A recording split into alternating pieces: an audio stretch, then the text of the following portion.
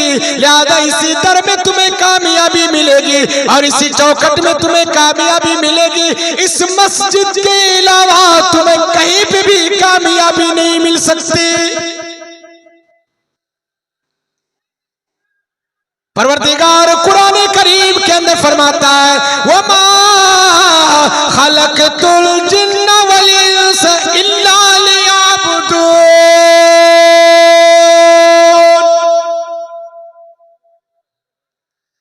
پروردگار قرآن کریم کے اندر فرماتا ہے میرا بندہ، میں نے انسان اور جن کو نہیں پیدا کیا صرف اور صرف عبادت کے لیے۔ اللہ کس کے لیے پیدا فرمایا؟ بولو بھائی، عبادت کے لیے پیدا فرمایا، کسی اور مقصد کے لیے انسان کو پیدا نہیں فرمایا، اور کسی غرض کے لیے انسان کو پیدا نہیں فرمایا، بلکہ اللہ اپنے بندے کو اپنی عبادت کے لیے پیدا فرمایا اور اپنے سامنے سجدہ کرنے کے لیے پیدا فرمایا، اور اپنے پیشانی کو زمین میں ٹیکنے کے لیے، لگڑنے کے لیے اس انسان کو اللہ پیدا فرمایا۔ اس لیے لوگوں پروردگار قرآن کریم کے اندر فرماتا ہے او میرا بندہ، تمہارے گھر میں اگر کوئی بیمار پڑ جائے، اگر کوئی پریشانی ہو جائے، اگر کوئی سبو نہالی ہو جائے، اگر تمہیں کوئی چیز کی ضرورت پیش ہو جائے، تم کو کوئی حاجت کی کوئی پیش آ جائے، لہذا تم کو کہیں نہیں جانا ہے، پروردگار فرماتا ہے او میرا بندہ تم میرے در میں آ جا۔ مدنی کریم صلی اللہ تعالی علیہ وسلم نے ارشاد فرمایا او لوگوں، اگر تم اپنی حاجات کو پوری کرنا چاہتے ہو، اور اگر تو اپنے بیماری کو شفا یاب کرنا چاہتے ہو، اور اگر تو اپنے گھر کو خوشحال کرنا چاہتے ہو، اور اگر تو اپنے گھر کو بلندی میں لانا چاہتے ہو، تم اچھی طریقے سے وضو کر لو اور تم مسجد میں آ جا اور تم یہ دعا پڑھ لے اللہم افتح لی ابواب رحمتک۔ انسان یہ دعا پڑھ کر مسجد میں داخل ہو اور یہ 2 رکعت نماز ادا کر لے اور 2 رکعت نماز پڑھ لے اور اللہ تعالیٰ کے سامنے اپنی حاجات کو رکھے اور اللہ تعالیٰ کے سامنے اپنی مرادوں کو رکھ لے۔ رب کائنات کے حبیب جناب رسول اللہ صلی اللہ تعالی علیہ وسلم نے فرمایا او لوگوں، جب انسان اللہ کے سامنے ہاتھ اٹھاتا ہے اور اس کے ہاتھ نہیں گرتے، رب کائنات اس کے تمام حاجات کو پوری کر دیتا۔ میرے بھائیوں، میرے بزرگوں، پروردگار قرآن کریم کے اندر فرمایا یا ایھا الذین آمنوا استعینوا بالصبر والصلاۃ۔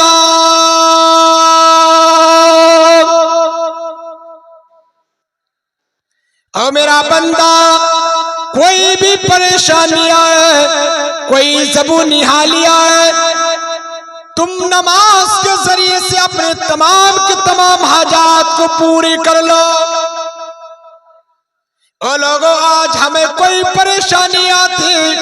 کوئی مکھیا کے پاس جاتا ہے، کوئی ایم ایل اے کے پاس جاتا ہے، کوئی ایم پی کے پاس جاتا ہے، کوئی گورنر کے پاس جاتا ہے، اور کوئی بڑا سے بڑے انسان کے پاس جاتا ہے جس کے پاس کوئی چیز نہیں، لہذا اس کے پاس کوئی اوقات نہیں، اس کے پاس کوئی طاقت نہیں کہ وہ کوئی کام کر سکے۔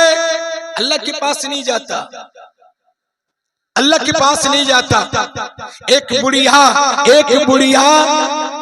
یہ تیل لے کر کے ایک مرتبہ یہ راستے سے جا رہی تھی کہ اچانک وہ تیل زمین پہ گر گئی، اور اچانک تیل زمین پہ گرا، اور جو ہی گرا کہ وہ بڑھیا امیر المومنین حضرت عمر فاروق رضی اللہ تعالی عنہ کے پاس تشریف لائی، اور وہ بوڑھی کہتی ہے کہ اے امیر المومنین، آپ اس وقت ہمارے امیر ہیں، میرا تیل زمین پہ گر گیا ہے، آپ مجھے تیل واپس کر دیجئے، آپ مجھے تیل واپس کر دیجئے۔ امیر المومنین نے فرمایا کہ بوڑھی اماں تیل تو زمین پہ گر چکا ہے، ہم کیسے واپس کریں؟ بوڑھی ماں کہتی ہے کہ آپ امیر المومنین ہیں، مجھے وہی تیل چاہیے، آپ مجھے تیل واپس کر کے دیجئے۔ حضرت امیر المومنین عمر فاروق رضی اللہ تعالیٰ عنہ اس زمین پہ جاتے ہیں جس زمین پہ وہ تیل گرتا ہے، اور وہ زمین پہ ایک پرچہ لکھتا، اور لکھنے کے بعد اس زمین میں وہ پرچے ڈال دیتے ہیں، اور پرچہ ڈالنا تھا کہ فوراً وہ زمین تیل کو اگل دیتی ہے، تیل کو نکال دیتی ہے، اور وہ بوڑھی ماں وہ تیل کو اپنے شیشے میں بند کر لیتی ہے، اور شیشے میں جو ہی بند کر کے جانے لگتی ہے تو لوگ دیکھا کہ آخر اس پرچے میں کیا لکھا ہوا ہے۔ اور میرے بھائی میرے بزرگوں، ارے اس پرچے میں جو ہی دیکھا گیا اس میں یہ لکھا ہوا تھا کہ اے زمین تم تیل دے دو، اے زمین تم تیل دے دو، اگر تم تیل نہیں دیتی ہو لہذا اسی زمین میں اور اسی جگہ میں میں اس بے نمازی انسان کو دفن کروں گا، میں بے نمازی انسان کو میں اسی زمین میں دفناؤں گا، دفن کروں گا، لہذا یہ زمین کہاں اٹھتی ہے؟ اے امیر المومنین سن لیجئے، اے امیر المومنین سن لیجئے، میں تو تیل دینا گوارا کر سکتی ہوں مگر بے نمازی انسان کو اپنے پیٹ میں داخل کرنا گوارا نہیں کر سکتی۔ میرے بھائی اور میرے بزرگوں، آج ہم نماز کو چھوڑ کر زمین میں ٹہل رہے ہیں، آج ہم نماز کو چھوڑ کر زمین میں پھر رہے ہیں۔ ارے یہ زمین کہہ رہی ہے، یہ زمین کہتی ہے اے اترانے والے سن لو،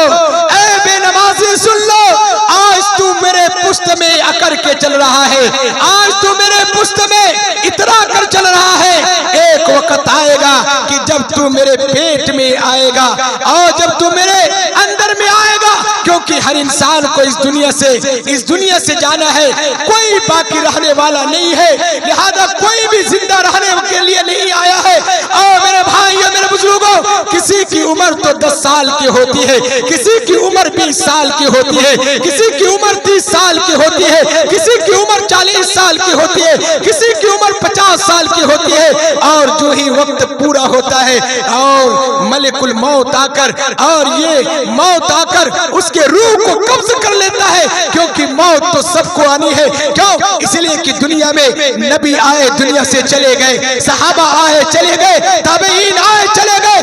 تابعین آئے چلے گئے، اور پورے کے پورے متقی احباب چلے گئے، امیر بھی چلے گئے، غریب بھی چلے گئے، سب کے سب چلے گئے۔ اور میرے بھائی اور میرے بزرگوں، وقت آئے گا ہم اور آپ بھی اس دنیا سے چلے جائیں۔ پروردگار قرآن کریم کے اندر فرمایا کل نفس ذائقۃ الموت،